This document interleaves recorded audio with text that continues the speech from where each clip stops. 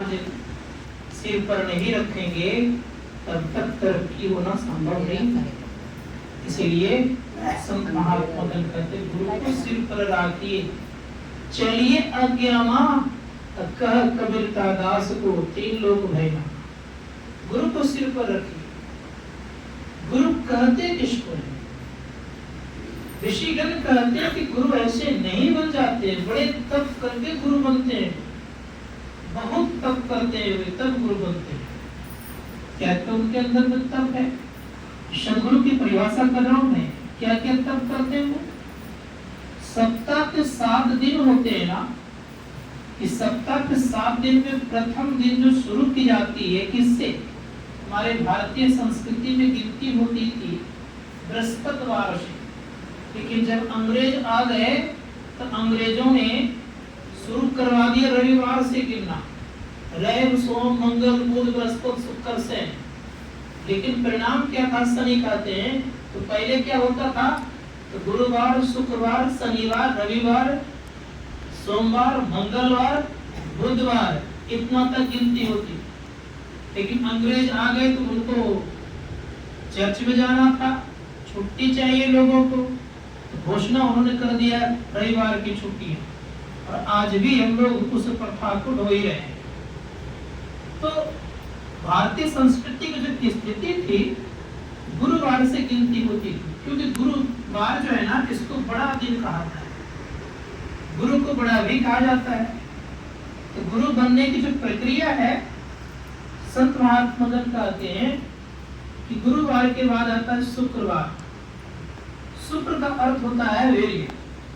जो वीर्यवान बनता है कैसे? तो कहा सनय सनय मतलब धीरे धीरे, एकाएक कोई नहीं कर सकता। कहा जब उसके जब रक्षण करते हैं लोग तब क्या होता है? कब उनके अंदर में प्रकाश का उदय होता है। संत कबीर साहब की वाणी बड़ी अच्छी लगती है इस जगह। उन्होंने कही है, पानी में आग लगी अंधों को सूझे। पानी में आग लगने से तात्पर्य, शास्त्रकार कहते पानी में आग लगने से तात्पर्य होता यह कि जब आप अंतर साधना करते हैं, अपने संरक्षण करते हैं, तो आपकी जब ऊर्जा ऊपर की तरफ उठती है, तो परिणाम ये होता है कि आपकी दृष्टि टिकती है। अब मान लिया जो दूध है आपके पास, उसमें जामुन दे दिए हैं और आप बराबर उसको हिलाते रहिए, किसको? दूध को। दही जम जाएगा? नहीं जम सकता है। उसी प्रकार से याद रखिएगा, अंतर प्रकाश चाहते हैं तो शास्त्रकार कहते हैं कि संयम में जिंदगी होना चाहिए। संयम में जिंदगी होगा तो निश्चित है कि आप के अंदर में स्थिरता आएगी। दूसरे शब्दों में कहना चाहूंगा, आप जानते होंगे जब अवदार वृक्ष रहता है वो डाल झुका रहता है, जिसके पास कोई फल नहीं रहता है तो वो खड़बड़ खड़बड़ करते रहता है। तो ठीक उसी प्रकार से याद रखिएगा, जिनके मस्तिष्क में कुछ भी बोझ नहीं है, उनका दिमाग वैसे ही खड़बड़ खड़बड़ होते रहता है। तो कहा रविवार, रविवार के बाद आता है सोमवार।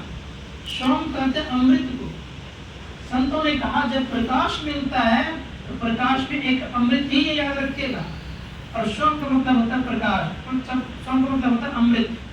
संतों ने कहा अमृत पान करने वाले का कल्याण होता है, और जो कल्याण अपना कर लेता है वो बुद्धत्व को प्राप्त करता है, और बुद्धत्व होने वाला ही संत सदगुरु कहलाते हैं।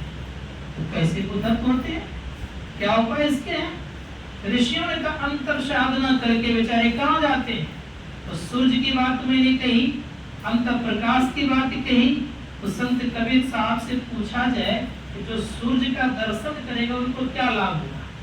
तो संत कबीर साहब कहते हैं कि सूर्य मंडल को त्रिपुटी कहते हैं। उन्होंने कहा त्रिपुटी महल में विद्या सारा, घनहर बाजे सुने नगाड़ा, लाल वर्ण सूरज उजियारा, ओंकार लाल वर्ण सूरज उजियारा, छत्र कमल घनी मझार ओंकारा है। संत कबीर साहब कहते हैं कि त्रिपुटी महल में सारी विद्याएं आती है। अब इस जगह थोड़ी सी हम लोगों को जानना चाहिए कि त्रिपुटी महल में विद्या क्यों आती है। तो विद्या की उत्पत्ति त्रिपुटी से ही हुई है, याद रखिएगा इसको। आज विद्या की उत्पत्ति कहाँ से है? त्रिपुटी से है। तो संतों ने कहा त्रिपुटी से क्यों उत्पत्ति है? कारण का विकृति रूप होता है सूक्ष्म मंडल, और सूक्ष्म मंडल में सूर्य का उदय है, अर्थात सूर्य की उदय होने से अर्थात विद्या की उत्पत्ति वहीं से।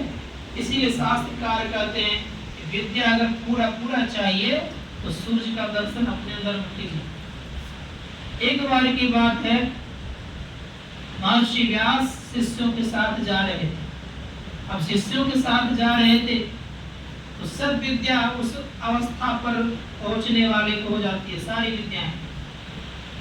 जा रहे थे आराम से, एक छोटी सी चींटी रेंगते हुए सड़क पार कर रही थी, तो चिल्ला रही थी कि मुझे बचाओ बचाओ। मनुष्य का जो पदचाप था तो उस शिष्य मंडल में जो पदचाप पड़ रहा था उसी के डर से वो चिल्ला रही थी चींटी। उस चींटी की आवाज को सुन करके महर्षि व्यास देव खड़े हो गए, और जब खड़े हो गए तो शिष्यों से कहा गुरुदेव खड़े हैं, बात क्या है? शिष्य कहते हैं गुरुदेव खड़े हैं, बात क्या है? कहा कि देखो एक यात्री पार हो रहे हैं। अब कोई यात्री दिखता तो नहीं है गुरुदेव, अब तुम्हें दिखाई तो हमें दिखाई देती है कि वो यात्री कौन है। अब कोई नहीं है गुरुदेव, चलिए ना। आग्रह जब करने लग गए तो कहा देखो इसको पार होने को दिखाए, छोटी चींटी थी, ये चिल्ला रहा था, इसी कारण से मैं रुक गया। अब सोच सकते हैं हम आप चींटी की आवाज को भी सुनते हैं, इसीलिए कभी कभी सुने होंगे कि चींटी के पैर में निपुर बजते रहता है। कोई सुनता है? कौन सुनने वाला? कोई गुरु ज्ञानी होता है। पिता गगन में आवाज होती झीनी, कोई सुनता है गुरु ज्ञानी, तब कोई गुरु ज्ञानी ही सुनता है। इसलिए संतों ने कहा कि गुरु बनना इतना आसान काम नहीं। इसी शास्त्रकार कहते हैं गुरु को सिर पर रखिए, कहीं मत रखिए, और चलिए आज्ञा मान करके। आज्ञा से विमुख हो जाते हैं तभी हमारे ऊपर कोई न कोई किसी न किसी प्रकार का दुख आ जाता है। लेकिन मुझे इतना पता है कि जो गुरु के आज्ञा के अनुसार चलते हैं उनका संसार में न यहाँ बाल बाका होता है न किसी लोकांतर बाल बाका। जैसे हम लोगों ने एकनाथ जी महाराज का नाम सुने होंगे। एकनाथ जी महाराज बड़े अच्छे महापुरुष थे, और उनकी स्थिति कैसी थी? उनके कई शिष्य हुए। एक तुकाराम जी महाराज भी हुए, बड़े अच्छे दोनों महापुरुष महाराष्ट्र में। एकनाथ जी महाराज के एक दिन चरण दबा रहे थे, कौन? उनके शिष्य चरण जब दबा रहे थे तो शिष्य के तरफ उनका ख्याल चला गया। देखता क्या है, पूर्व जन्म में एक दुश्मनी लेकर के आया हुआ है। कैसा दुश्मनी?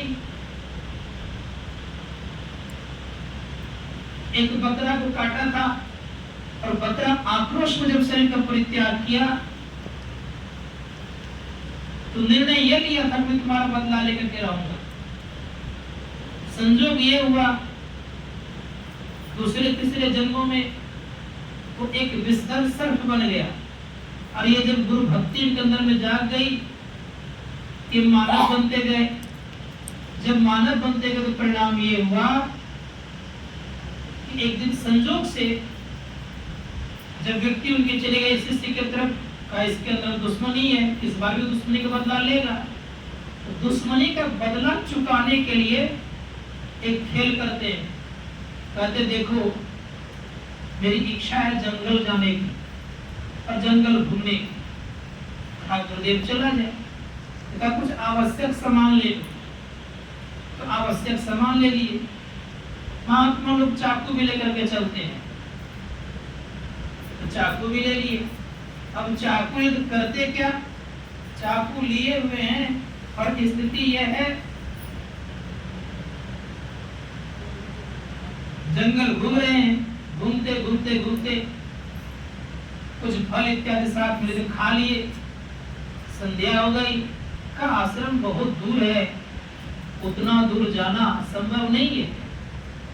इसी वृक्ष के नजदीक ठहर जाओ। एक छायादार वृक्ष था, उस वृक्ष के नजदीक जाकर ठहर गए।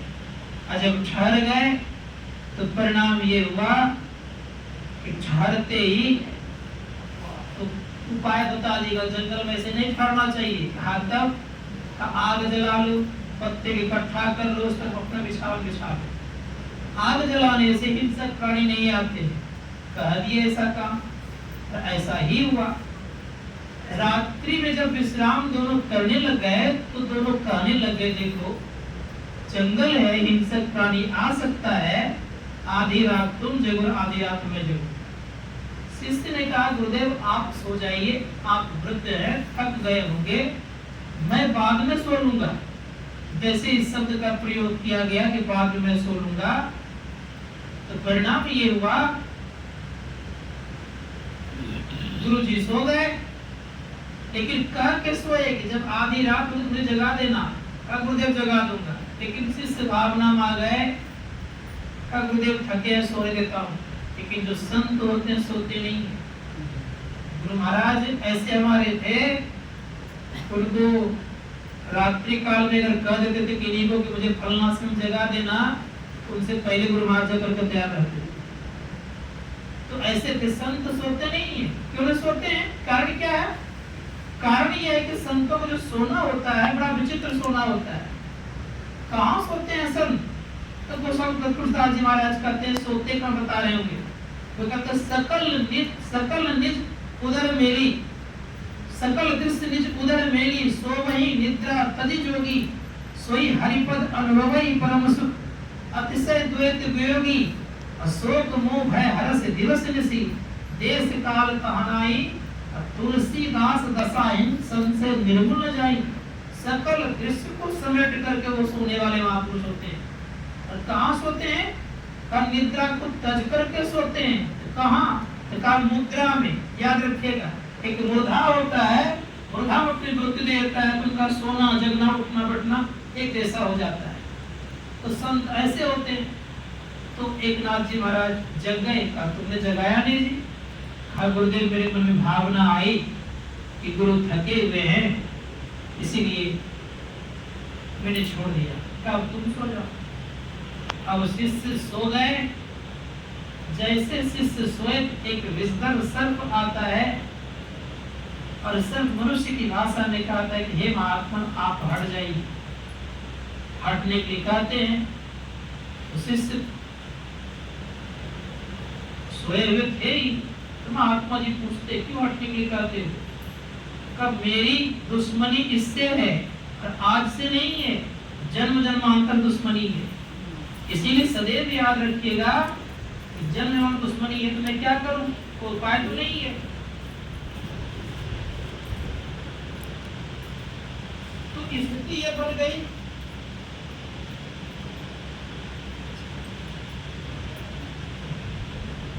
कि सो गए। सो जाने के बाद फिर से कहते हैं कि महात्मा जी हट जाइए, हम इनके गले का गर्म खून पीऊंगा। महात्मा जी कहते हैं कि मेरे गले का गर्म खून पी लो। कहा अनावश्यक में ऐसा काम नहीं कर सकता, ऐसा हो भी नहीं सकता। दुश्मनी आपसे मुझे लेना नहीं है। बहुत तरह के बोलने लग गए। अंत में कहा एक काम करो, मेरे को कैंसिल लो। कहा वो भी नहीं होगा। नहीं माना। कब जब भी मैं खून पीऊंगा, इसके गले का खून पीऊंगा। सर्प ने जैसे इस बात को कहा, एक नाथ जी महाराज ने क्या किया? सीने पर चढ़े, चाकू निकाल लिए। किससे? थैले से। शिष्य के गले में एक नस फाड़ दिए। पत्ता था बड़ा बड़ा, उस पत्ते को तोड़ के दोना बना करके सर्प के आगे दे दिया। सर्प के आगे दिया। जब वो खून पी लिया तब वहां से वो चला गया। जब चला गया तो धोती फाड़ करके बैंडेज कर दिए। तब तक प्रातः काल हो गया। गुरु और शिष्य दोनों जाने लगे। एक नाथ जी महाराज पूछते हैं कि एक बात बताओ, जब तुम्हारे सीने पर मैं सवार था, मेरे हाथ में कटारी थी, क्या तुझे भय नहीं लग रहा था? तो शिष्य कहते गुरुदेव, भय तो तब लगता जबकि अध कचरे गुरु होते। पक्के गुरु के सामने तो भय की कोई बात तो होती नहीं, वो तो जन्म जन्मांतर की दुश्मनी को मिटाते हैं। इसीलिए मैं बिंदास पड़ा हुआ था, इसलिए मुझे कोई परवाह नहीं था। जो व्यक्ति गुरु के चरणों में अपने आप को हवाले कर देता है, उनका योग स्वयं गुरु ही करते हैं। कितनों उनके ऊपर बाढ़ या महाबाढ़ आ जाए,